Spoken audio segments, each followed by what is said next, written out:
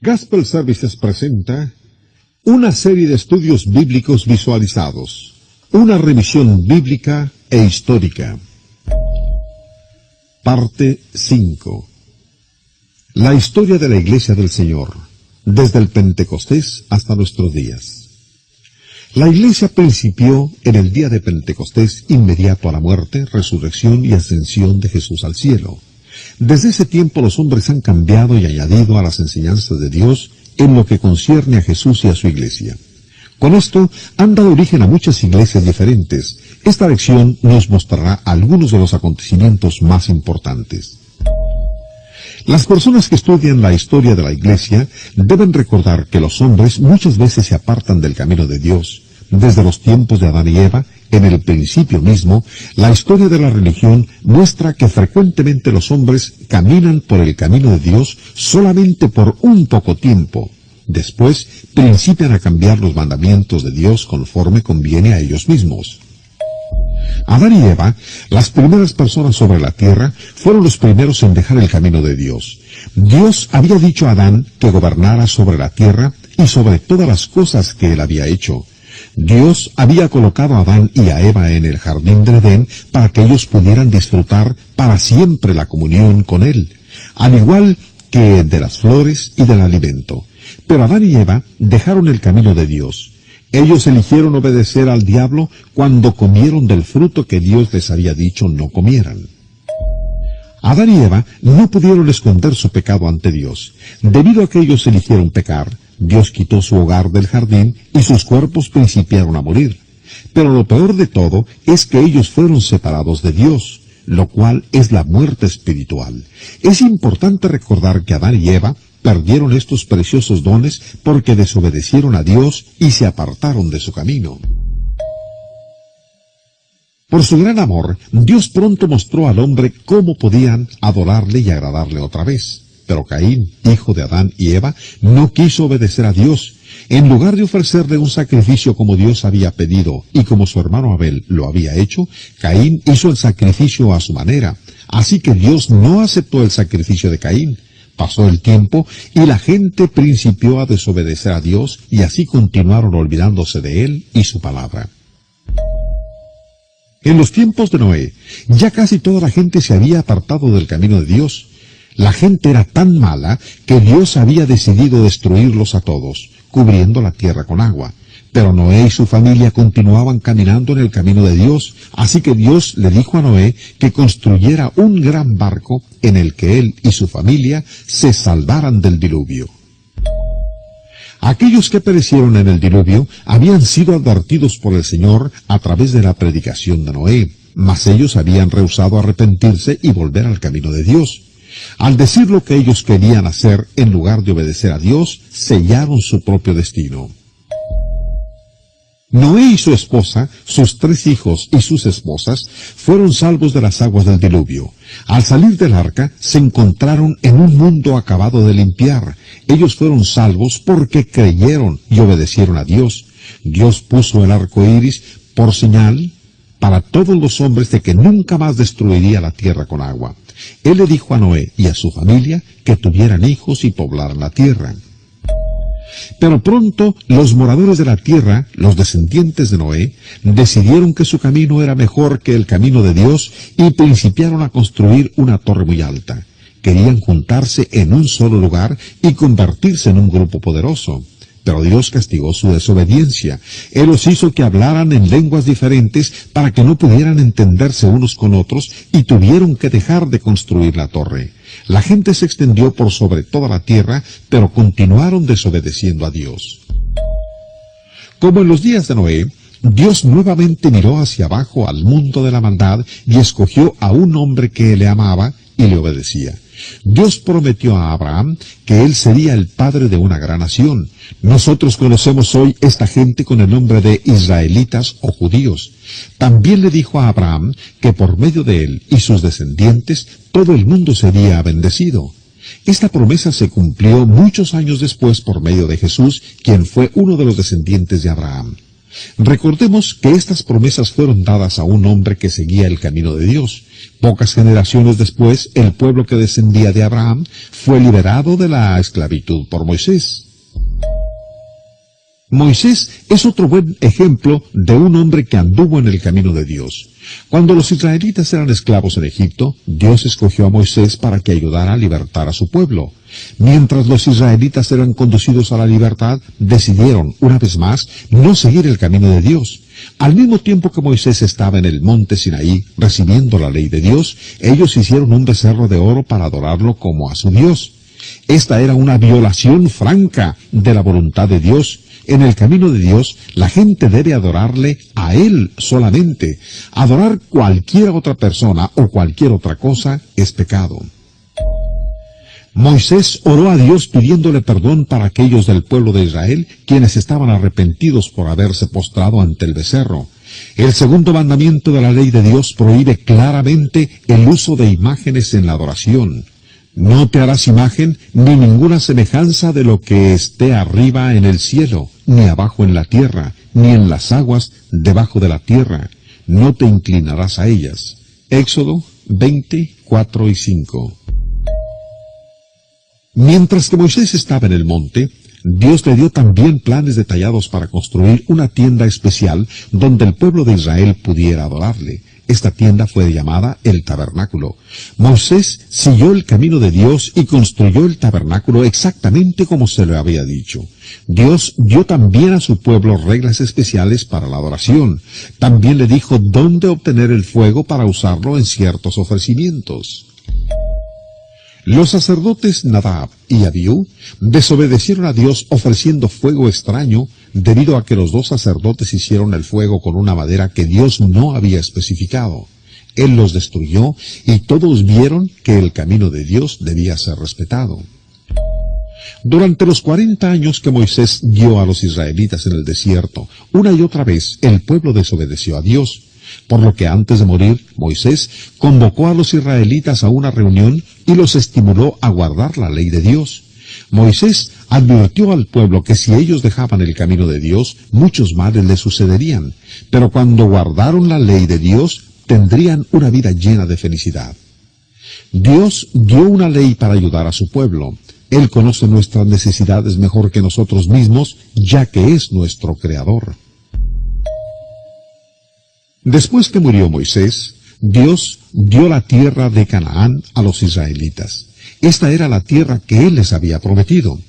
El pueblo recibió ciudades que ya habían sido edificadas y campos que ya habían sido cultivados y plantados. Durante el tiempo que el pueblo obedeció a Dios, Él siguió bendiciéndolos y protegiéndolos. Pero pronto el pueblo de Dios principió a adorar dioses falsos. Esto nos muestra nuevamente lo rápido que los hombres se olvidan del camino de Dios. Pero Él continuaba amando a su pueblo. Envió profetas para reprenderlos de sus pecados y advertirles de las consecuencias. Pero la mayoría de los israelitas rehusaron arrepentirse. Después de una larga historia de separaciones del camino de Dios, los israelitas fueron arrastrados de sus hogares en la tierra de Palestina a tierras extrañas, en donde sirvieron como esclavos de sus enemigos. Su tierra quedaba sin cultivarse y su templo destruido. Dios había sido misericordioso y paciente. El pueblo solamente podía culparse a sí mismo de sus terribles sufrimientos. Dios continuó amando a su pueblo, aun cuando ellos estaban en el exilio. Una vez más, Dios envió profetas para animarlos y conducirlos de regreso a Él. Por ejemplo, el profeta Ezequiel predicó al pueblo acerca del amor de Dios y los días bonanciles que vendrían. Algunos del pueblo escucharon, pero muchos continuaron sin arrepentirse. Por esto, los israelitas continuaron siendo esclavos por muchos años. Otro profeta que Dios envió a su pueblo durante el cautiverio fue Daniel. Él oraba porque los israelitas regresaran a Dios y fueran restaurados a sus hogares en la tierra prometida. Finalmente, muchos de los judíos se arrepintieron. Más tarde, Dios dio el poder a otra nación, la cual permitió al pueblo regresar a su tierra natal. Aproximadamente 400 años después de que los judíos habían regresado a sus hogares, Dios envió a Jesús para conducir a la nación judía y a todo el mundo de regreso a Él. Juan, el Bautista, señaló a Jesús y dijo: «He aquí el Cordero de Dios que quita el pecado del mundo». Juan 1:29. El ministerio de Jesús tuvo su principio entre los judíos. Pero otra vez los judíos desobedecieron a Dios. No quisieron recibir a Jesús, el Hijo de Dios, sino que lo crucificaron. Ellos creyeron que matando a Jesús terminarían con él y con sus seguidores para siempre. Sin embargo, ni aun la muerte podía detener al Hijo de Dios. Dios lo levantó de entre los muertos. En vez de terminar con la vida de Jesús y sus enseñanzas, como los judíos habían esperado, su muerte brutal fue la ocasión de su triunfante resurrección. Esta resurrección demuestra que Jesús es verdaderamente el Hijo de Dios y más poderoso que Satanás. Ahora todo estaba listo para que la Iglesia de Cristo tuviera su principio y para que el mensaje de Cristo y el amor de Dios pudiera ser proclamado en cualquier parte del mundo. En el principio de la Iglesia, Cristo dio su mensaje nuevo testamentario a hombres como Pablo y Pedro. Estos hombres fueron guiados por el Espíritu Santo para escribir la palabra de Dios sin cometer errores. Los primeros cristianos aceptaron estos escritos como sagrados. Así, por el amor de Dios y bajo su dirección, estos escritos han sido preservados y de esta manera tenemos hoy el Nuevo Testamento. Dios nos da sus mandamientos en el tiempo presente solamente por medio del Nuevo Testamento. Desobedecer el Nuevo Testamento significa apartarse del camino de Dios y rechazar su gran amor. Mientras el Nuevo Testamento estaba siendo escrito, hubo gente que se apartó del camino del Señor. Un hombre y su esposa mintieron a Dios en cuanto a su ofrenda para la iglesia. Cuando Ananías, el esposo, dijo la mentira, fue herido de muerte por el poder de Dios. 3 horas más tarde, su esposa, Safira, dijo la misma mentira y también tuvo el mismo fin. Esto muestra a todos que la gente no debe fallar al andar en el camino de Dios. Recordemos que Dios mostró su camino a los primeros cristianos por medio de la predicación y escritos de hombres inspirados como el apóstol Pablo. Pablo viajó por todas partes predicando la palabra de Dios con valor y convicción.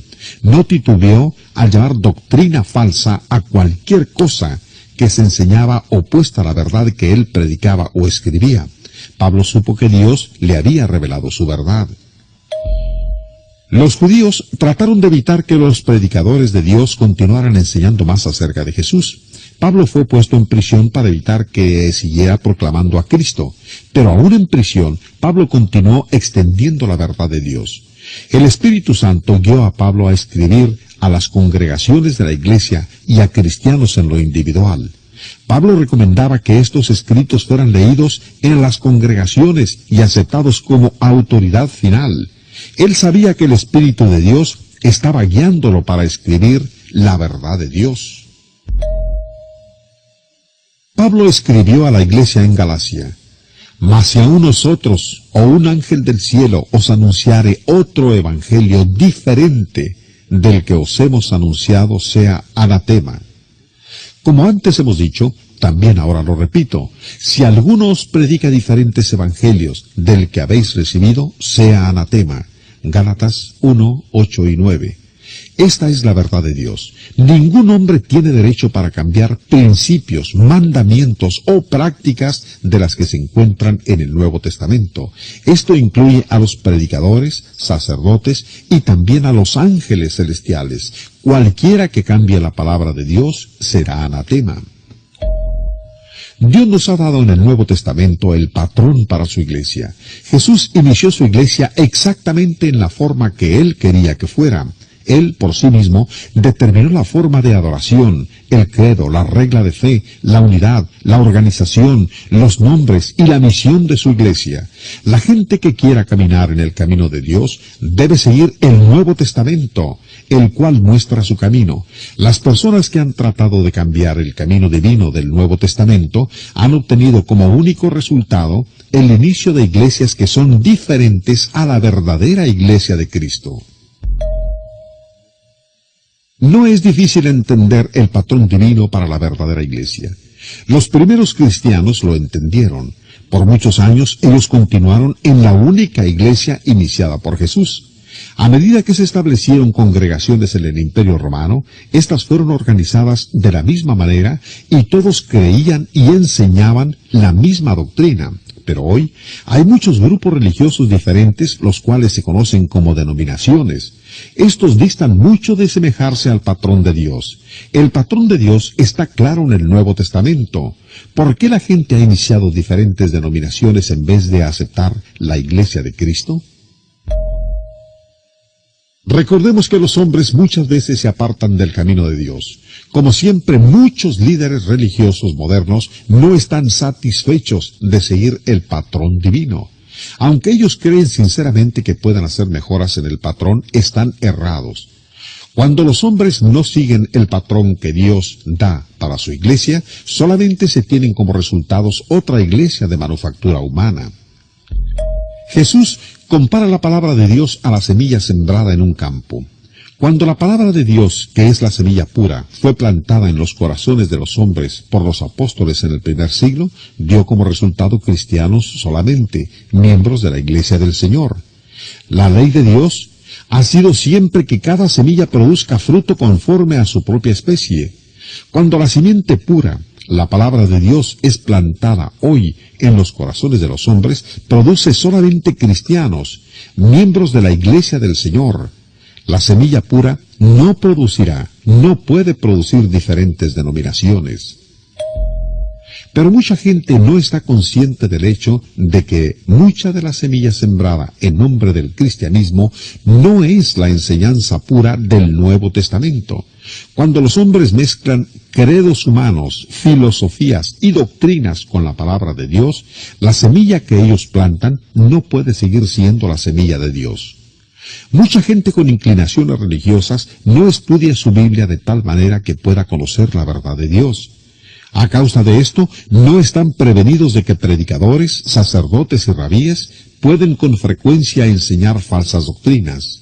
Jesús nos previene: guardaos de los falsos profetas que vienen a vosotros con vestidos de ovejas, pero por dentro son lobos rapaces.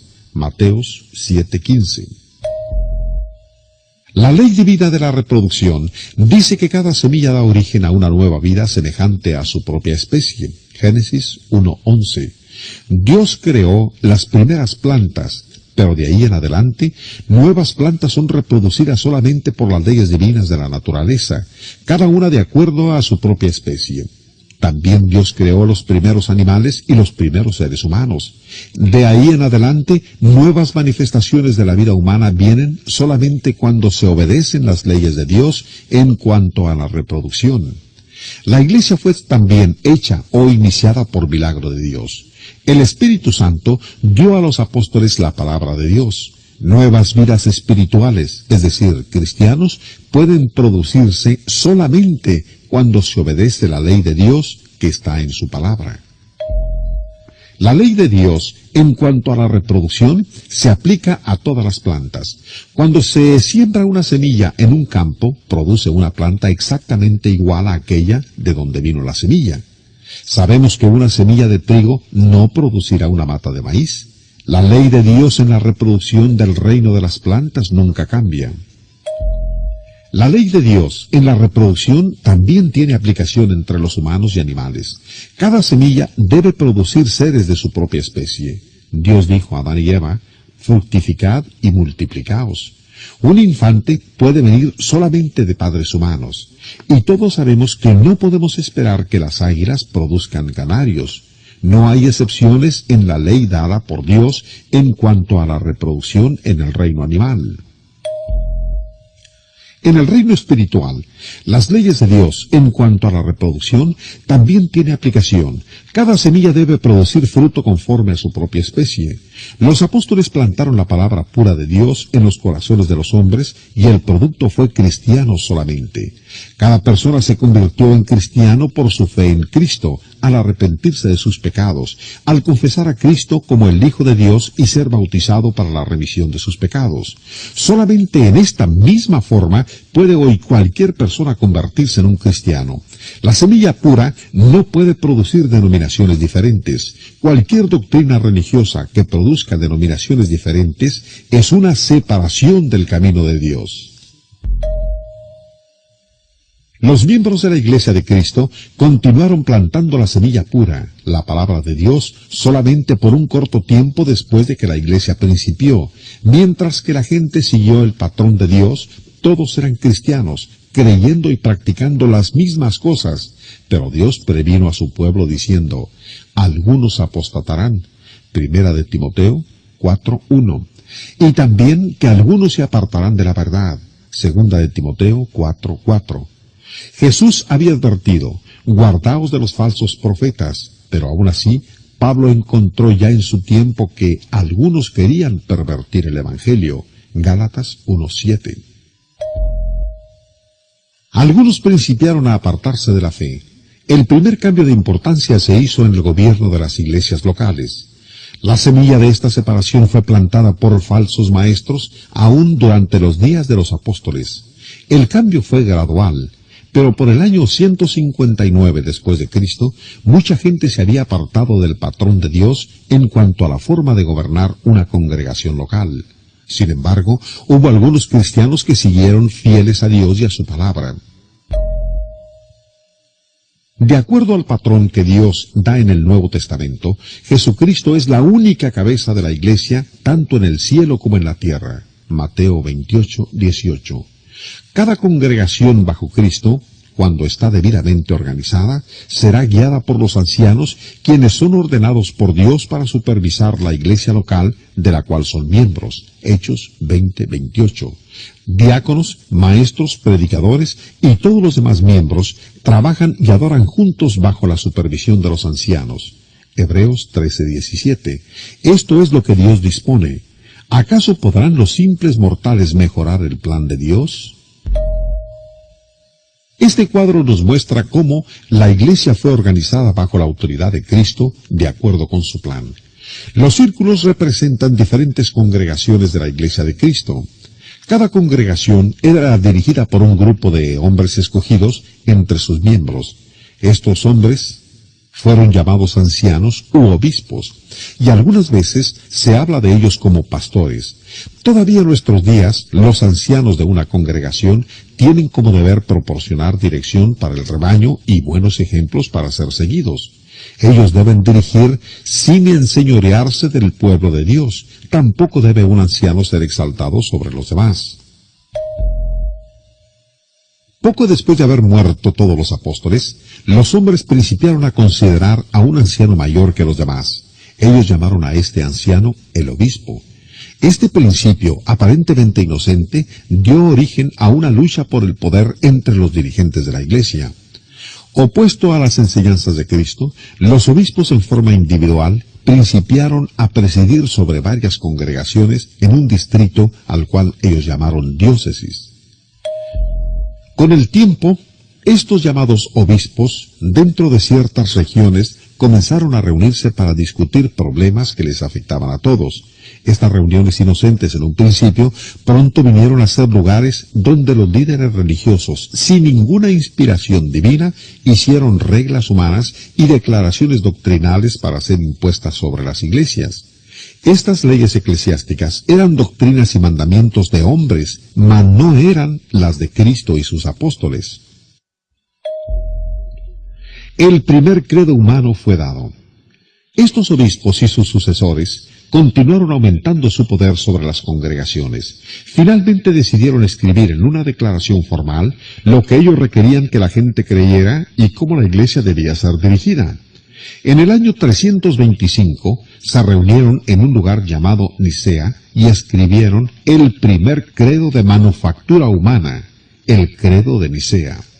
Un credo humano está formado por ideas de hombres en cuanto a lo que las personas deben creer y hacer en la religión. Pero Jesús y sus apóstoles ya habían dicho todo lo que los hombres deben creer y hacer para ser salvos. Por lo tanto, el credo de Nicea no pasa de ser un credo humano y no la palabra de Dios.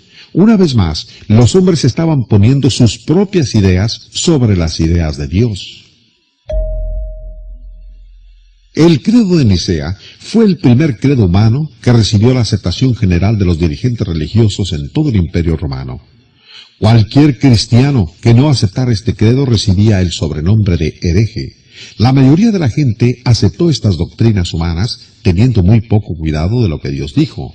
Los concilios eclesiásticos continuaron aumentando su poder hasta que la gente finalmente aceptó un concilio general de alcance mundial como autoridad sobre la Iglesia. Esto abrió el camino para que más tarde se nombrara un papa. La gente estaba cada vez más apartándose del patrón original que Dios dio para su Iglesia, pero hubo algunos que continuaron andando en el camino de Dios, no estuvieron dispuestos a aceptar credos humanos. El emperador romano Constantino convocó a un concilio para escribir el credo de Nicea. En este tiempo, él todavía no era cristiano, pero simpatizaba con la Iglesia y tenía mucha influencia sobre los líderes de esta. Para ayudar a la Iglesia, Constantino ordenó que se escribieran a mano 50 copias de la Biblia. Sin embargo, los cristianos no siempre han disfrutado de la simpatía del gobierno oficial. Por ejemplo, antes de que Constantino fuera emperador, los cristianos eran odiados y martirizados hasta la muerte con la ayuda de los gobernantes. El pueblo romano fue testigo de la muerte de muchos cristianos. Jesús había prometido estar con su pueblo hasta el final, por lo que muchos de los cristianos murieron sin miedo. Constantino había notado la serenidad con que los cristianos aceptaban la muerte.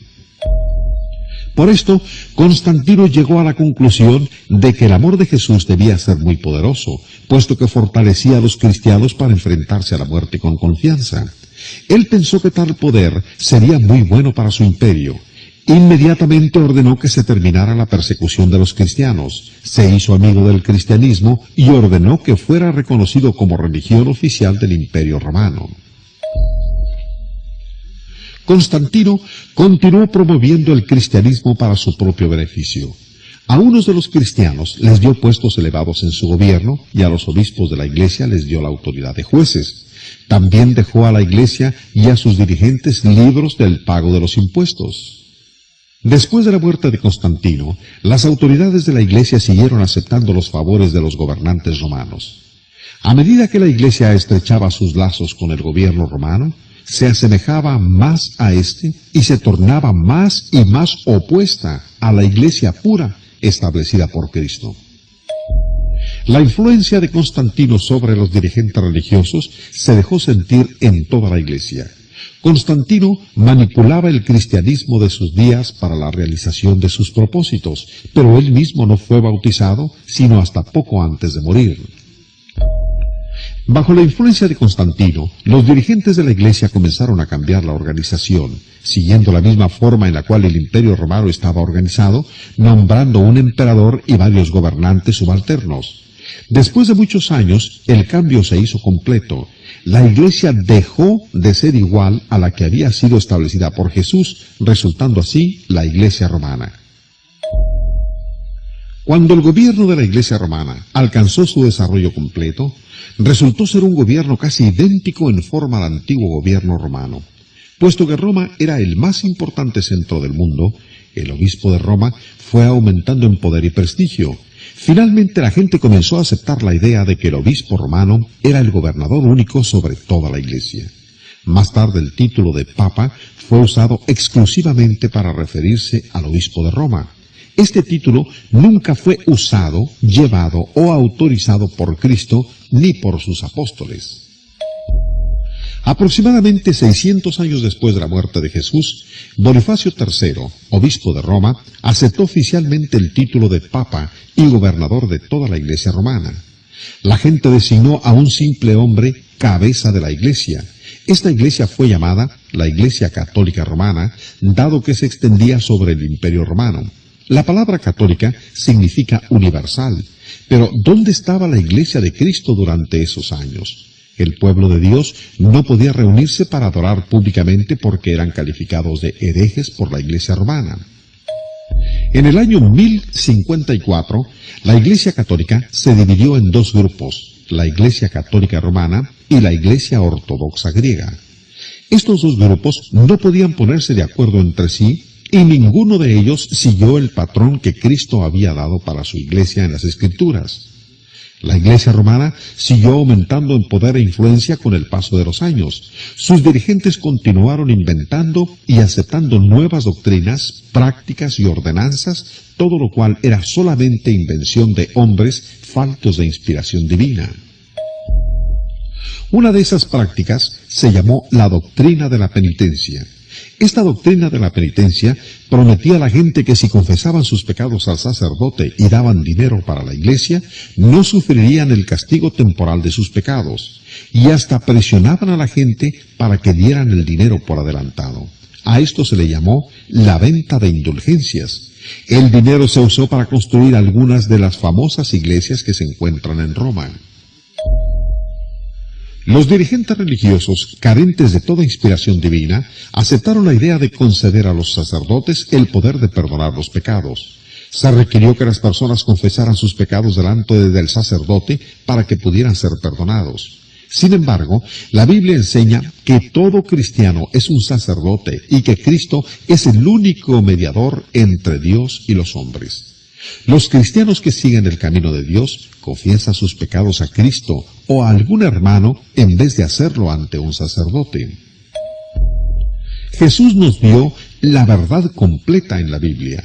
Doctrinas y prácticas posteriores, tales como el agua bendita, la misa latina, la extrema unción y el celibato, no forman parte de la verdad dada por Dios. Estas doctrinas fueron originadas por hombres faltos de inspiración divina. Debido a que algunas de las doctrinas mencionadas datan de una fecha muy antigua, algunas personas creen que tales doctrinas tienen su base en la Biblia, pero esto no es verdad. En 1 de Timoteo 4, 1 al 3, la palabra de Dios hace una advertencia. Pero el Espíritu dice claramente que en los postreros tiempos algunos apostatarán de la fe, escuchando espíritus engañadores y a doctrinas de demonios, por la hipocresía de mentirosos que, teniendo cauterizada la conciencia, prohibirán casarse y mandarán abstenerse de alimentos que Dios creó para que con acción de gracias participasen de ellos los creyentes y los que han conocido la verdad. Fíjese bien que el Espíritu Santo mismo dice que las doctrinas de prohibir casarse y la abstención de las viandas son doctrinas de demonios. Con esto queda demostrado que las Escrituras se oponen a la introducción de doctrinas no inspiradas divinamente, aun cuando hayan sido aprobadas por quienes son considerados como autoridades de la Iglesia. Los dirigentes religiosos de los que estamos hablando supieron que sus tradiciones no tenían base bíblica. Por esta razón, no querían que la Biblia cayera en manos de los creyentes. Durante la Edad Media, y aún después, las autoridades recogían y destruían los ejemplares de la Biblia que estaban en poder de algunas personas. Aunque hubo algunos líderes católicos que no llegaron a ese extremo, sin embargo, ninguno de ellos se atrevió a animar a la gente a leer la Biblia. Ellos juzgaban que el clero católico era el único con el derecho de interpretar la Biblia. Ellos no querían que el hombre del pueblo tuviera una Biblia para leerla por sí mismo. Pero la gente de diversas naciones deseaba que la Biblia estuviera escrita en su propia lengua para leerla. Ellos mismos, este deseo universal tan fuerte, propició la llegada de los movimientos religiosos del siglo XVI, los cuales tradujeron la Biblia al lenguaje del pueblo. La Iglesia romana hizo todo lo posible para evitar que la Biblia llegara al hombre común. Encarcelaron a muchos de los hombres quienes trabajaban en la traducción de la Biblia para que la gente la pudiera leer. Muchos fueron condenados a muerte. Juan Wycliffe fue uno de los primeros hombres que tradujo la primera Biblia al inglés. Años después de que Wycliffe había muerto, el Papa Martín V de la Iglesia Católica Romana ordenó que sus huesos fueran desenterrados y quemados y que sus cenizas fueran esparcidas en el río Swift. La Iglesia Católica hizo esto para manifestar su desprecio y disgusto manifiesto hacia el hombre que había dado la Biblia al pueblo. Había solamente unos pocos ejemplares de la Biblia durante esos días. Quienes poseían una Biblia se sentían muy afortunados y bendecidos, pero dado a la persecución de las autoridades de la Iglesia, tenían que leer y estudiar sus Biblias en secreto. Llegaron así a descubrir que muchas de las doctrinas y prácticas de la Iglesia romana no seguían el camino de Dios. La gente estaba inquieta en todas partes y listos para hacer un cambio en la religión. A principio del siglo XVI, un sacerdote católico de nombre Martín Lutero instó sin éxito a los dirigentes de la Iglesia católica para reformar la Iglesia. Él retó a los eruditos católicos para debatir con él cualquiera de las 95 proposiciones en las que se señalaban los errores del catolicismo. Poco después Lutero fue expulsado de la Iglesia católica, pero continuó con su campaña de reforma. Más tarde otros se unieron a su empresa. A pesar de la oposición de las autoridades de la Iglesia romana, Lutero tradujo la Biblia al alemán, el idioma de su pueblo. Él dio la Biblia a su pueblo porque creía que la Biblia, y no la Iglesia, era la fuente de la verdad divina. Él quería que todos tuvieran la oportunidad de leer la Biblia por sí mismos. Lutero estaba tan ensimismado en la reforma de la Iglesia católica que no pensó en la restauración de la Iglesia del Nuevo Testamento, la que Jesús había establecido cientos de años antes del catolicismo. Tampoco tenía Lutero la intención de empezar una nueva Iglesia. Sin embargo, Lutero y sus seguidores pronto fueron llamados para hacer una declaración formal de sus enseñanzas. Esta se llevó a cabo en 1530 y la declaración es conocida como Confesión de Augsburgo. Después de la muerte de Lutero, sus seguidores continuaron proclamando sus enseñanzas. Mucha gente que había estado en desacuerdo con la tiranía del sacerdocio aceptó gustosa este nuevo credo. Una nueva era había dado principio, la cual es conocida en la historia como la Reforma Protestante. Debido a que los seguidores de Lutero protestaron en contra de las ventajas que en forma desigual eran dadas a los católicos por los gobernantes alemanes, fueron conocidos como protestantes. Cualquier iglesia protestante tiene al menos 500 años de antigüedad, al igual que la Iglesia católica. Estas vinieron a existir cientos de años después de que Jesús había principiado su iglesia. Pronto los seguidores de Lutero se llamaron a sí mismos luteranos, antes de que terminara el siglo XVI. El nuevo movimiento se había convertido en una organización religiosa diferente, conocido como la Iglesia Luterana. Estos cambios estaban en contra de las enseñanzas de Lutero. Debido a los principios que él había aprendido del Nuevo Testamento, Lutero y sus seguidores habían prometido no llamarse luteranos, sino cristianos solamente. Los luteranos rechazaron muchas de las doctrinas falsas de la Iglesia romana, acercándose en esta forma un poco más al camino de Dios. Sin embargo, siguieron manteniendo muchas enseñanzas y tradiciones católicas, aun cuando dichas enseñanzas no se encontraban en el Nuevo Testamento. El protestantismo, al igual que el catolicismo, fue un producto de la historia humana, pero nunca fue el resultado de las enseñanzas de Jesús y sus apóstoles. La Iglesia presbiteriana tuvo su principio en Escocia como resultado de un movimiento religioso previo que Juan Calvino había iniciado en Suiza. Calvino había huido de Francia a Suiza tratando de escapar de la persecución de la Iglesia romana. En 1536, Calvino publicó sus famosos estatutos de la religión cristiana como una defensa del protestantismo en Francia. Los seguidores de Calvino fueron conocidos en Suiza como la Iglesia Reformada, pero cuando este movimiento religioso se extendió en Escocia, llegó a ser conocido como la Iglesia Presbiteriana. Tanto Martín Lutero como Juan Calvino fueron hombres de mucho valor y de muy profundas convicciones. Su búsqueda por la verdad trajo bendiciones al mundo. Lamentablemente sus seguidores edificaron iglesias denominacionales sobre sus nombres y doctrinas, en vez de seguir adelante en la búsqueda por la verdad y completar así el retorno al camino de Dios. Las denominaciones protestantes principiaron a multiplicarse. Más y más gente se dividía religiosamente entre sí. En lugar de regresar al camino de Dios mostrado por la Biblia, y para que todos pudieran ser un solo cuerpo, cada denominación se aferraba a sus propias enseñanzas. Cada una se nombraba de acuerdo a su fundador, a su doctrina particular o de alguna de sus prácticas religiosas. Ninguno de estos nombres denominacionales honraba a Cristo, quien había muerto por la Iglesia.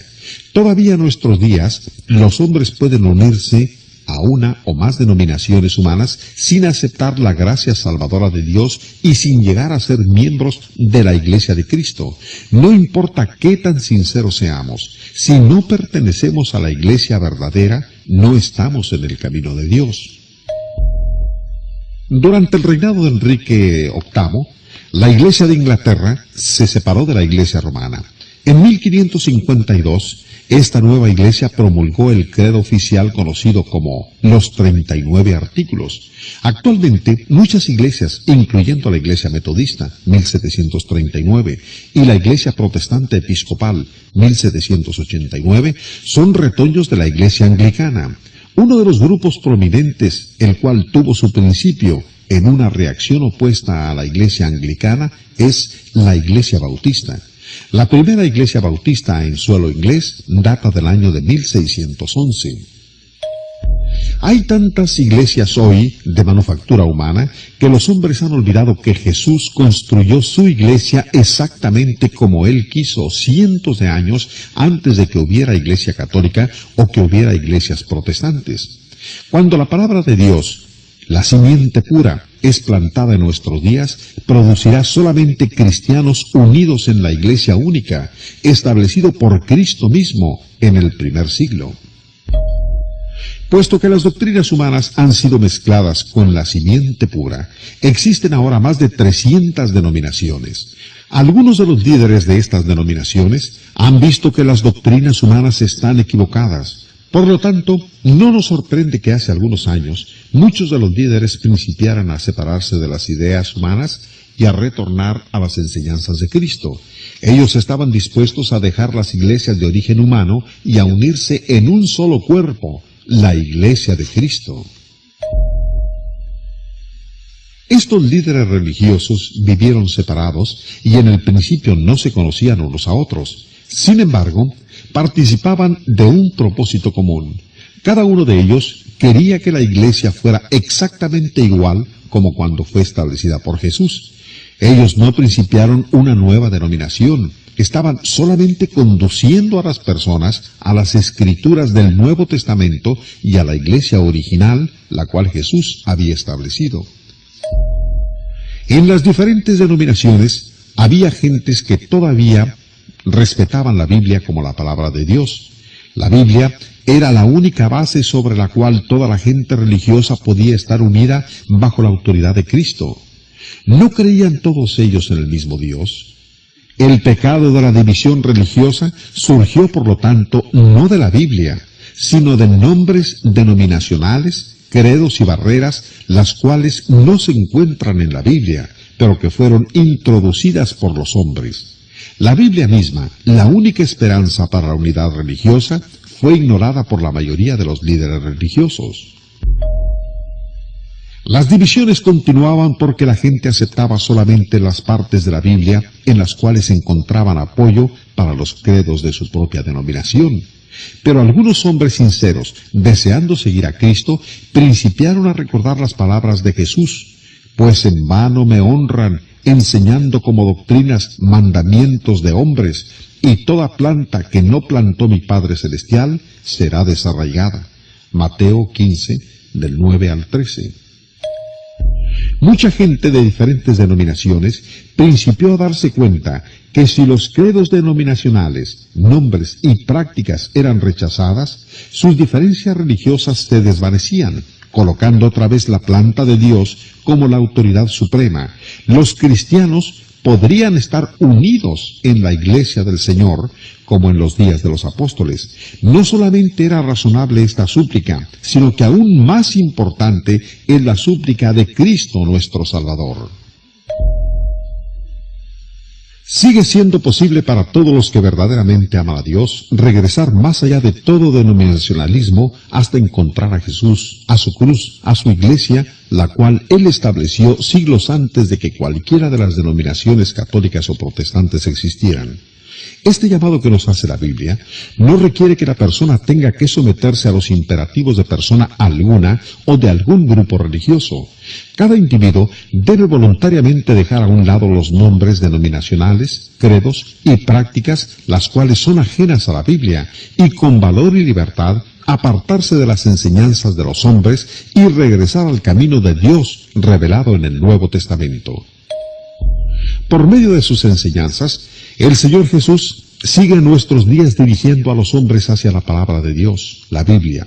¿Usted se ha puesto a pensar alguna vez cuál forma de adoración escogería Jesús si estuviera en la tierra?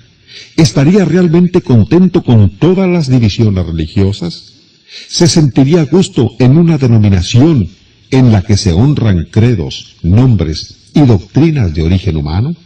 ¿Cómo podría Jesús aprobar ahora las cosas que distan mucho de parecerse a la vida que Él llevó y a las enseñanzas que dejó para ser seguidas por los hombres? Aún sabiendo Cristo de su agonía en la cruz, oraba suplicante por sus apóstoles y sus seguidores. Padre, mas no ruego solamente por estos, sino también por los que han de creer en mí por la palabra de ellos, para que todos sean uno, para que el mundo crea que tú me enviaste. Juan 17, 20 y 21. La oración de Jesús por la unidad de todos aquellos que creyeron en Él tuvo su respuesta en los días de los apóstoles, cuando todos los cristianos pertenecían a una misma iglesia. La oración de Jesús puede encontrar respuesta otra vez en nuestros días, si los hombres dejan aparte todos los elementos humanos que han sido introducidos en la religión y regresan al camino de Dios, como fue enseñado por los apóstoles y es revelado en el Nuevo Testamento. Nuestro resumen de la Biblia y de la historia de la Iglesia concluye con este pensamiento lleno de significado. En nuestros días, gente de todo el mundo está principiando a darse cuenta de la gran importancia de la oración del Salvador por la unidad y del llamado de la Biblia a practicar el cristianismo puro del Nuevo Testamento.